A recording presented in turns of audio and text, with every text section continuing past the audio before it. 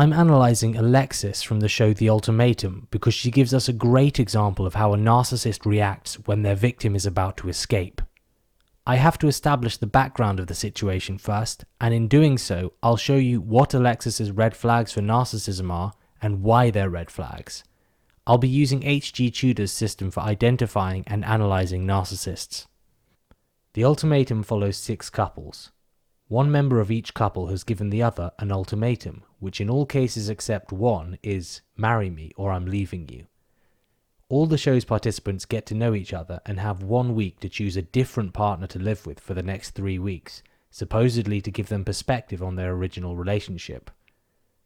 At the end of the 3 weeks, they decide whether they want to remain with their original partner and go along with the ultimatum or break up. Let's begin.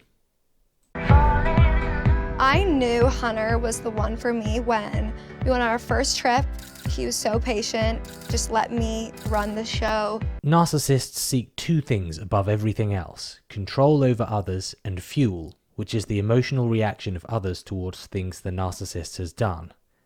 Although narcissists can be in relationships with normal people and can even be with other narcissists, they usually end up with highly empathetic people, so-called empaths. Among other traits, empaths tend to be compassionate, caring, honest, and excellent listeners. Narcissists are drawn towards empaths because they provide high-quality emotional fuel and are easier to control. A narcissist would find the fact that Hunter's patient and lets them run the show appealing, and as such, this is a narcissistic indicator for Alexis, the need to assert control, an element of the narcissistic dynamic. Of course, we couldn't tell whether Alexis is a narcissist from a single indicator alone. We have to look at a whole range of indicators over a period of time. As you'll see, these stack up to demonstrate that she is a narcissist. I initiated the conversation with Hunter about an ultimatum. I'm ready to make the next step, and I basically told Hunter we either get engaged or we break up. Issuing an ultimatum in this way is a big indicator for narcissism. Firstly, it's a direct assertion of control, telling Hunter what he has to do. Secondly, it's manipulative. It's threatened loss, essentially do as I say or we're through. Thirdly, it doesn't respect Hunter's boundaries by not allowing him to make his own decision freely without pressure. Now, not all people who issue ultimatums will be narcissists. It depends on the situation. In some cases, a narcissist's victim will actually give a kind of ultimatum when they're reaching the end of their tether from being abused. Basically, stop abusing me or I'm going to leave. In fact, this is close to what's happening for one of the other couples in the show. But, in Alexis and Hunter's specific situation, it provides another indicator for Alexis. Hunter wants to move in, I want to get engaged. We just can't agree. I'm getting less out of moving in. I'm gonna cook for you, I'm gonna clean for you, I'm gonna do your laundry, and you get all of me. And so my thought is, if you're serious about a relationship, then put a ring on my finger. We have some indicators here. Firstly, Alexis shows grandiosity. One of the reasons she thinks that moving in together is a better deal for Hunter is that he gets all of her. Doesn't she get all of him too? This shows her underlying mentality of believing she's the prize and is superior to Hunter. Alexis lists all the things she's going to do when they move in together: cooking, cleaning, and laundry. She doesn't know that she'll provide more domestic support than Hunter yet. It might be that he does those tasks himself, or that he does a different set of tasks such as DIY, car maintenance, or gardening. In fact, in a lot of relationships involving a narcissist, the non-narcissist ends up carrying out the lion's share of domestic chores. As such, this is likely to be a manipulation known as future faking, where a narcissist says that they'll do something in the future that they don't end up doing in reality. This is used to control the victim in the moment, in this case trying to manipulate Hunter into proposing to her. In addition, narcissists often try to rush their victims into major relationship milestones quickly. For example, saying I love you, moving in together, getting married, and having children. This is because it brings the victim further under their control and acquires fuel. In this case, Alexis doesn't just want to move in, something that a couple of their age and duration of relationship would typically do, but also to get married. So, this is an element of the narcissistic dynamic, rushing major milestones. There's a part of me that really struggles with the concept of an ultimatum, and so to take such a hard stance and not give sort of any opportunity for discussion is frustrating. Alexis demanding marriage before moving in is a completely unreasonable thing to do in their situation. She's the one who wants to do something outside of the social norm here, and yet she isn't willing to compromise at all. There's no room for discussion, no meet me halfway, no why don't we move in for a year and then we'll put something in the diary to discuss marriage. It's her way or the highway. Sense of entitlement, boundary transgression, lack of emotional empathy for Hunter. Being single for the first time in a really long time and dating 5 potential new partners is extremely nerve-wracking. But at the same time, I want to walk out of here engaged to someone that is ready to get married. And I hope that it's with Hunter, but I'm definitely open to the possibility that I might find someone that checks all the boxes and is ready. So I want to grab people's attention, and I want the guys to see my cute body. Alexis is saying she's ready to be engaged to somebody new after 4 weeks of knowing them. Again, wanting to move quickly in order to assert control over a potential victim. She also shows grandiosity in talking about her cute body. Now we skip to a conversation Alexis and Hunter are having about what it's going to be like living with a new partner. I'm also really nervous, like living with a girl and, you know. I'm confident that you'll pick someone that hopefully gets you to where you need to be by the end of this.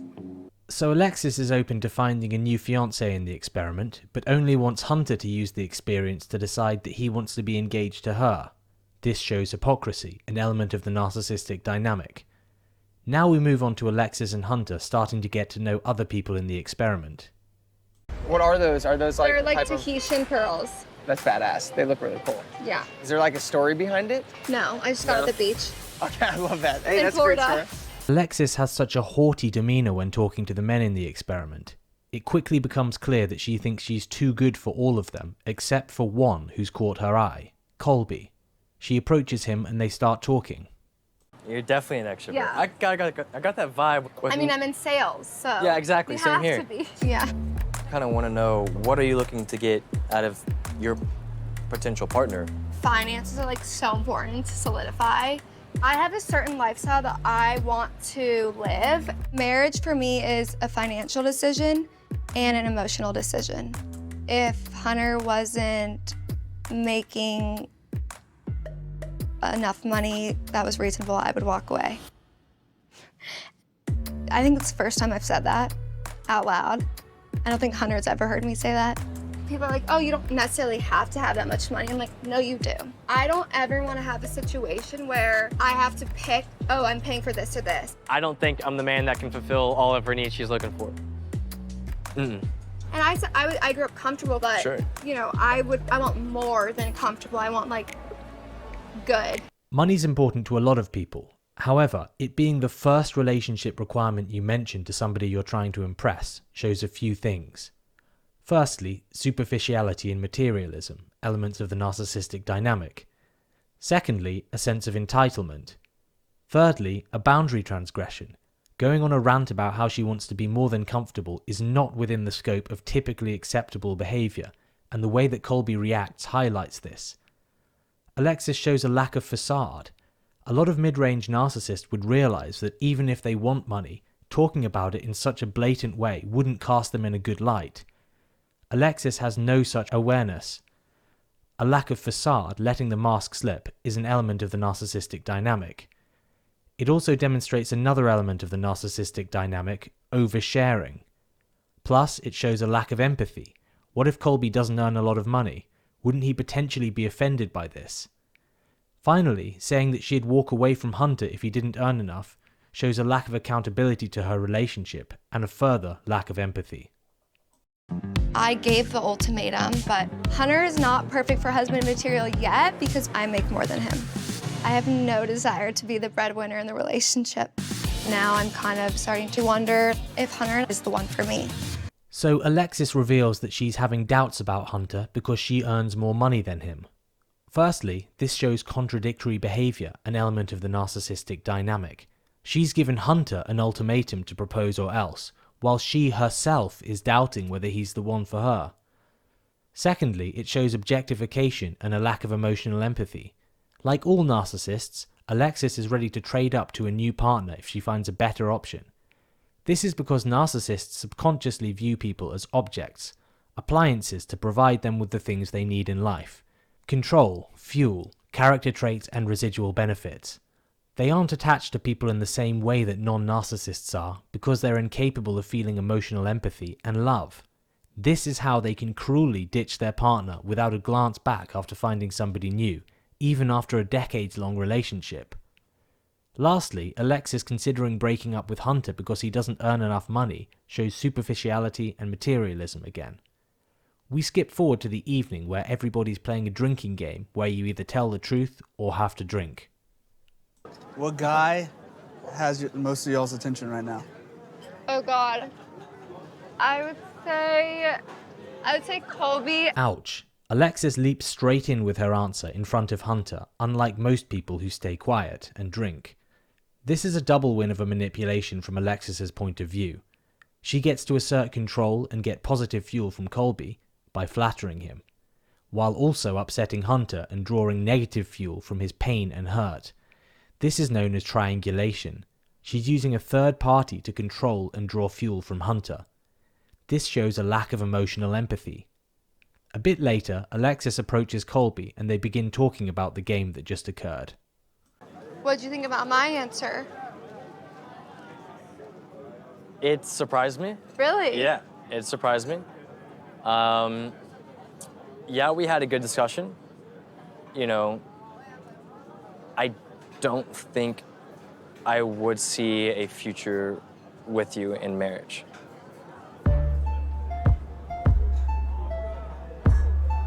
It's really hard to go from what we had today to Alexis starts arguing against Colby's decision.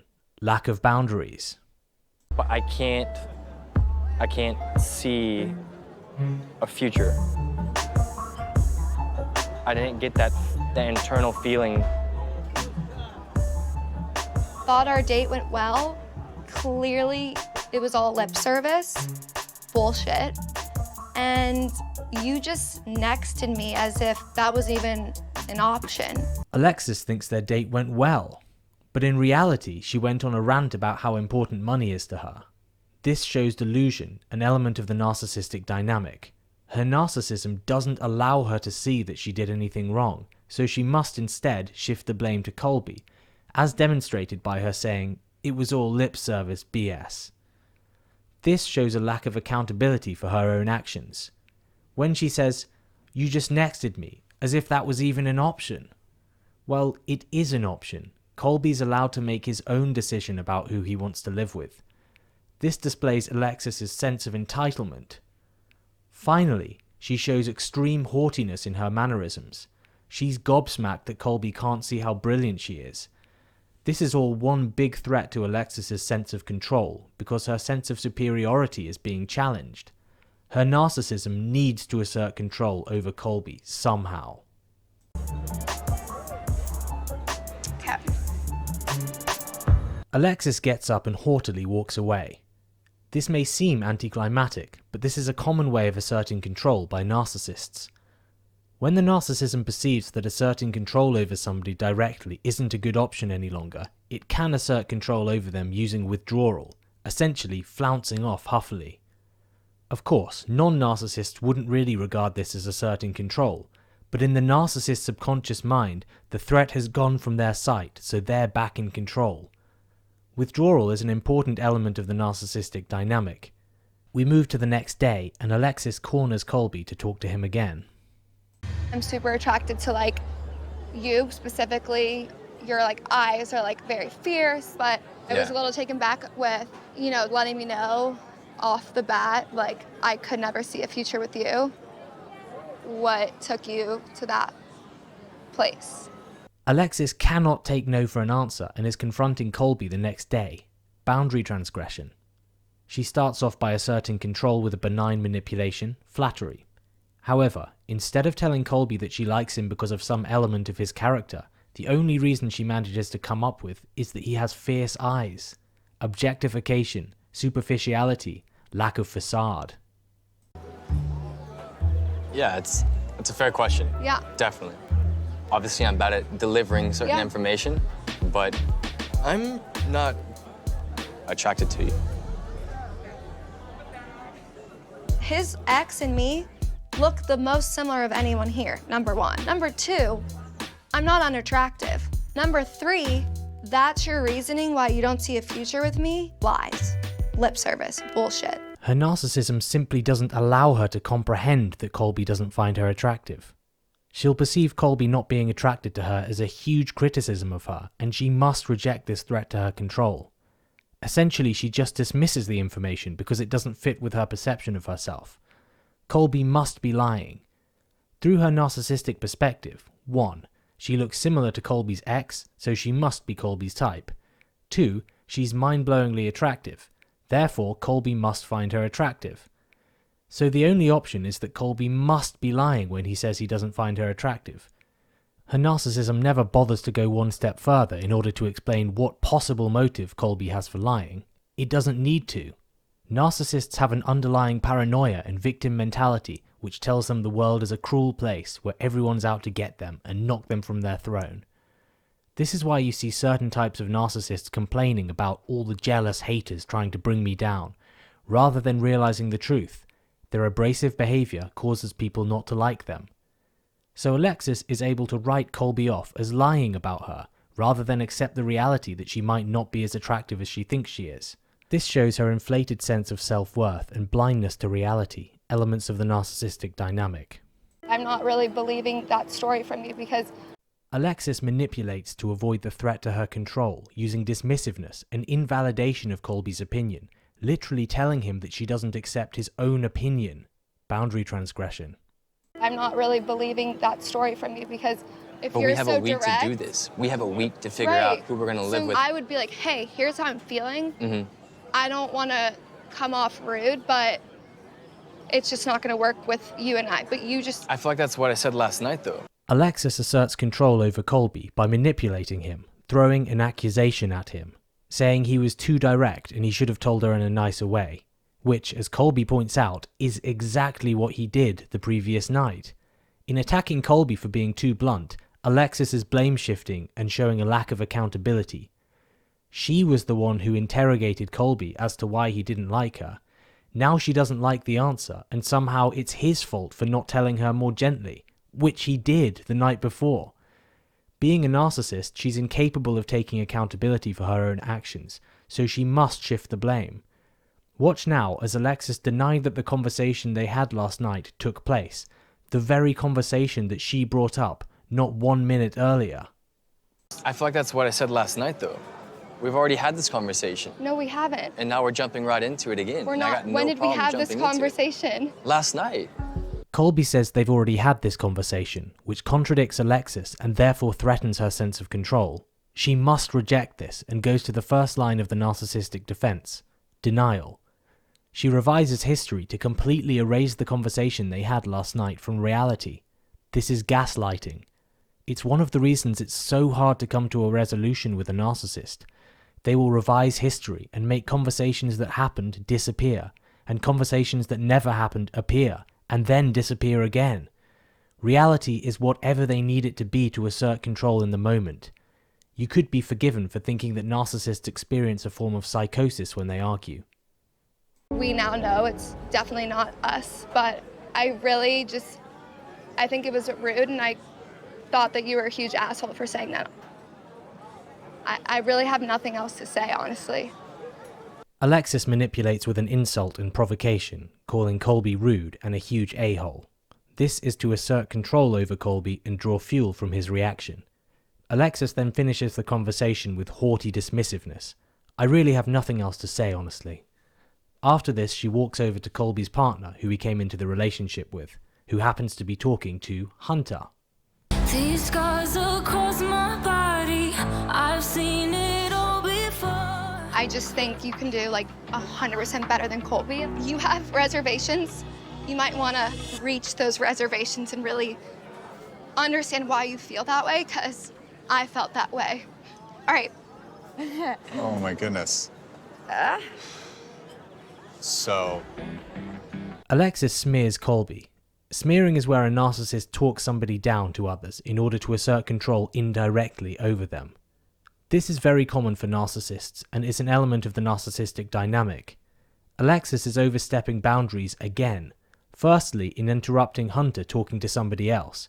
Secondly, in haughtily and patronizingly telling Colby's partner to reach her reservations about Colby and understand why she feels that way. Alexis then moves on to a new manipulation with a pity play, "'cause I felt that way," before storming off and leaving them bewildered.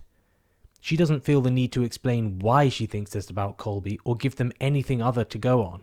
She just interrupts, drops a dramatic and cryptic bombshell into the conversation, and storms off. This shows a lack of accountability for her actions, and melodrama. Another element of the narcissistic dynamic.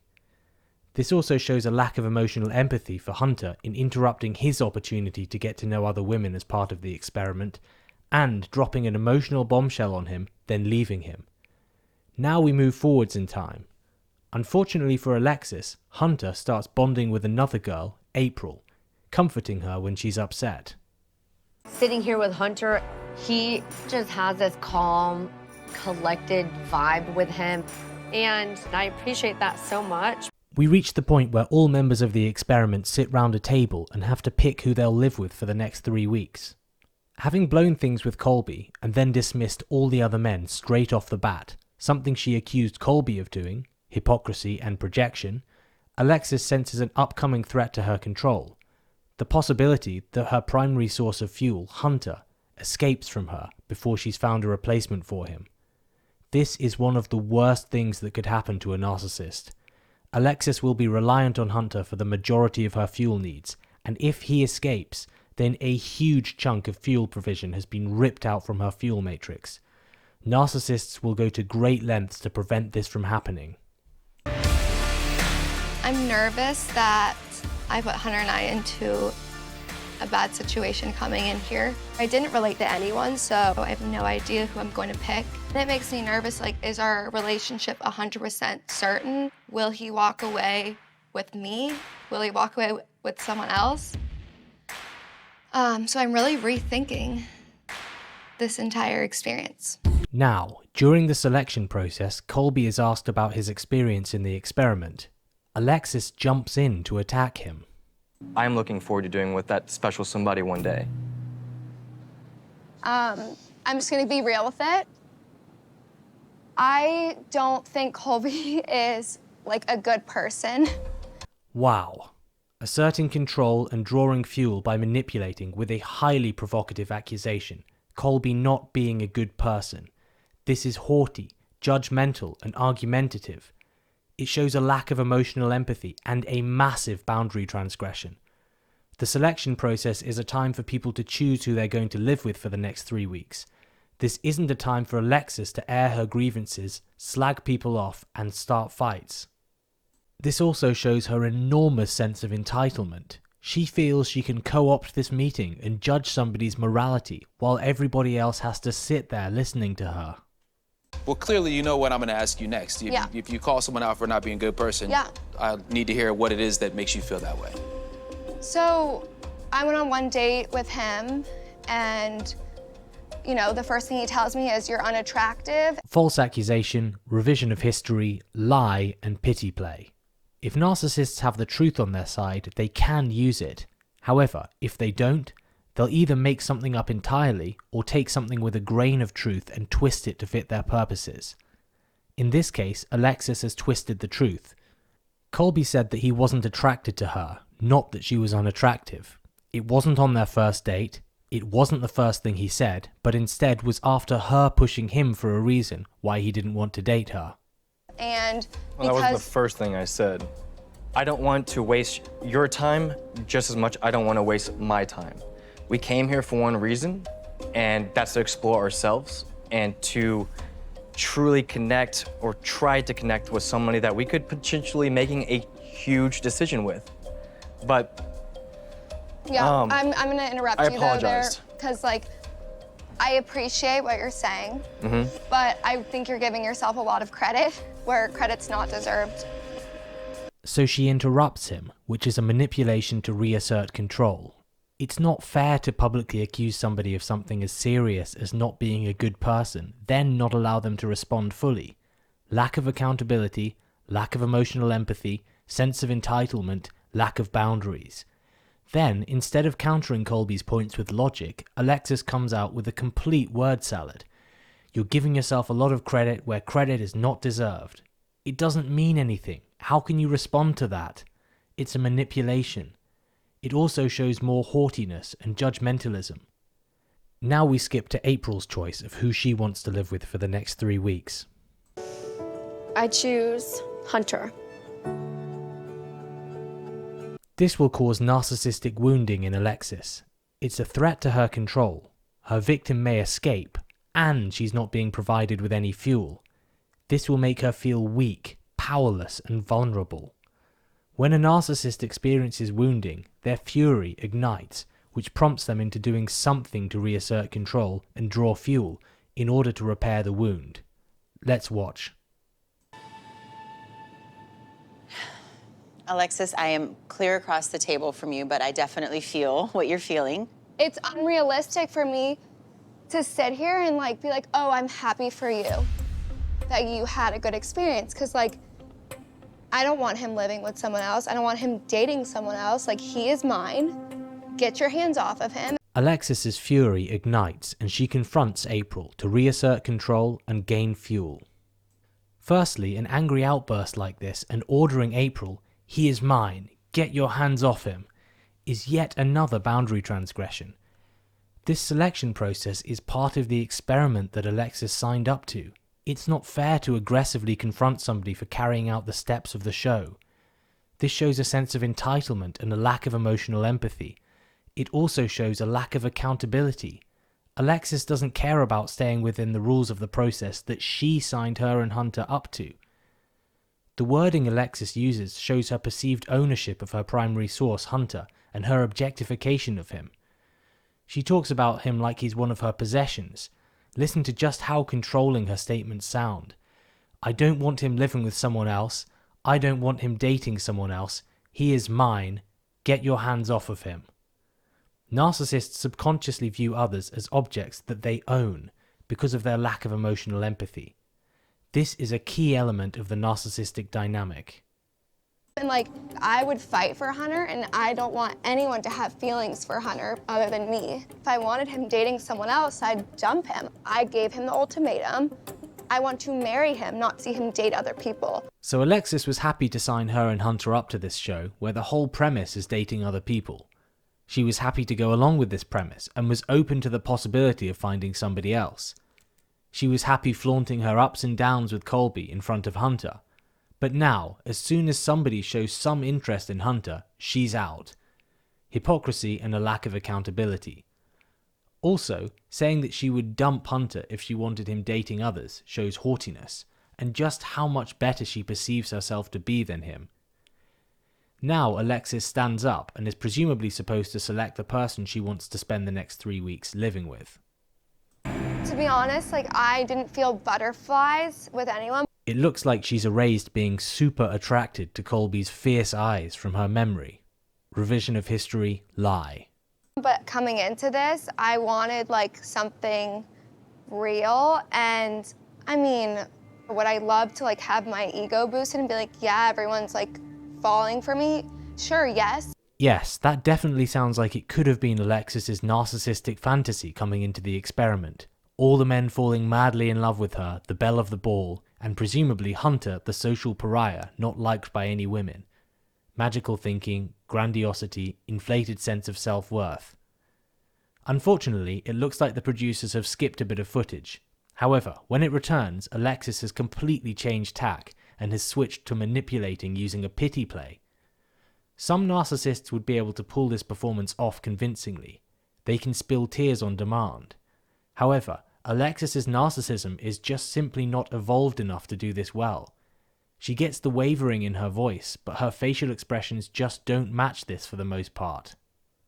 But I really do want to be with the person that I came here and put my relationship on the line with. Like, if anything, this has just reconfirmed this week that, like, this is the person I want to spend the rest of my life with. This is done mainly to manipulate Hunter. It's called a preventative hoover, where the narcissist attempts to stop their primary source from escaping. She's trying to make Hunter feel sorry for her and guilty with this pity play. It's not fair dragging him onto an experiment to determine if he wants to marry her, and then, when he actually engages in it, manipulating and guilting him like this. You can see this is hurting him.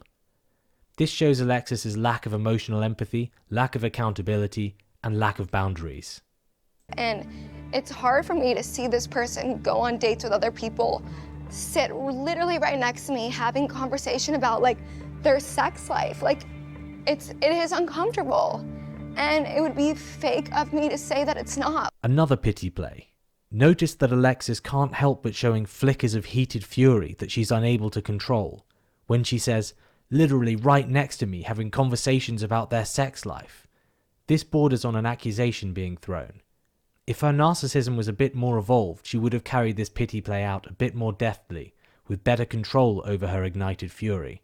Like, I gave this ultimatum because I truly do see a future with this person, and, like, it took me so long to say yes to Hunter, which is what people don't see. Is like, I was closed off in relationships and I opened myself up to Hunter. So I love him, I love Hunter. Like, again, make no mistake, Alexis is talking to the group, but the main target of her manipulations is Hunter. This is a textbook preventative hoover. Firstly, she's love bombing. She really does see a future with him, and she loves him. She loves Hunter. Secondly, she brings up the past to triangulate him. It's almost like the classic, remember all the good times we've had, except it's about how closed off she was to relationships, pity play, and how Hunter finally won her over. Her narcissism is trying every trick in the book to stop her primary source from leaving. You gave him an ultimatum, right? And I know it's upsetting, but we're all trying to be honest here. If that ultimatum were to backfire, how would that leave you feeling? if I gave this ultimatum and he doesn't feel the same with the end, I'm gonna walk away. This is a manipulation of threatened loss. Basically, if you don't shape up, Hunter, you're gonna lose me. The show's presenters seem to have fallen for Alexis's manipulations, hook, line, and sinker. You just opened up so, I'm really proud of you, Alexis. So, Hunter, what's going on in your head right now?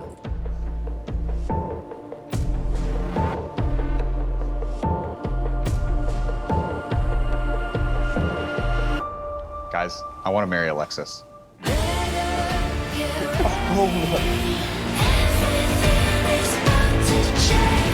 The manipulations worked.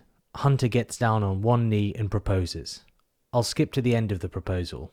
And I don't want to be with any other girl because I already know in my heart who I want to be with, and it's you. Alexis, will you marry me? Yes. We end the story here. The narcissist has successfully regained control over her primary source and has received an enormous amount of fuel from him and from everybody else's stunned looks, admiring words, and rapturous applause. Let's review Alexis's narcissistic red flags. She showed entitlement, for example, giving an ultimatum to Hunter to propose and not being willing to compromise on it at all, demanding that her partner earns more money than her and earns enough to make her more than comfortable, or being outraged when Colby rejected her. She showed a complete lack of boundaries. For example, she didn't let Hunter make his own decision up about marriage. She didn't accept Colby's decision about her. She smeared Colby to his partner. She co-opted the selection process to smear Colby again, and then to confront April.